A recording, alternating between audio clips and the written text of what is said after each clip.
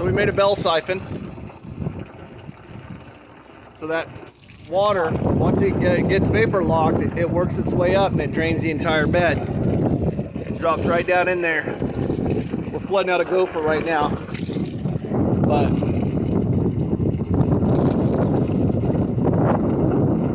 this allows us to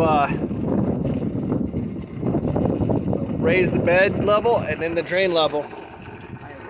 And here in a few seconds, that vapor lock's gonna stop, and then the drain's gonna stop as well.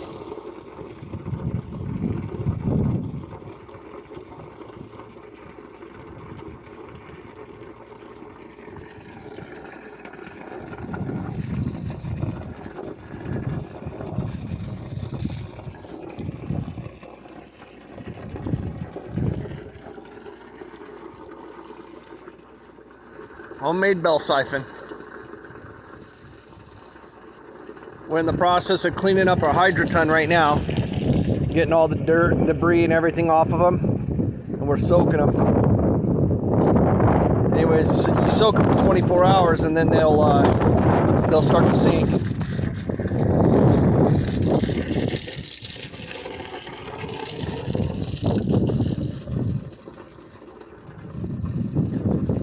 So that outside shroud, that allows the maximum amount of water to go in without the hydroton going in and fouling up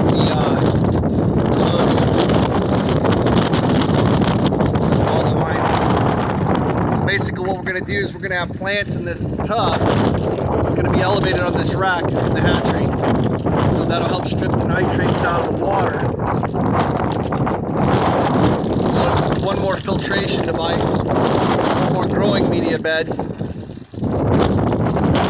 up.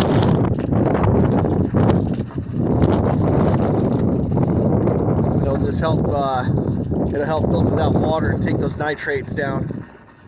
We're having nitrate spikes because it's a decoupled system. So if you're making a decoupled system, you might need to have something like this to help clean up the water that's in the fish tank itself. Otherwise you're going to be doing a lot of water changes. It stops it from doing water changes.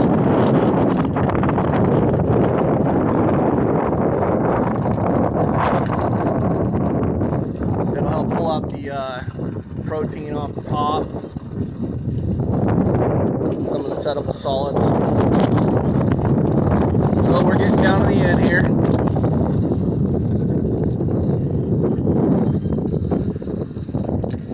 So basically what it's going to do is fill up with we're going to pump it in and fill it up, and then it's going to do this. It'll fill up, vapor lock, siphon out, and then refill.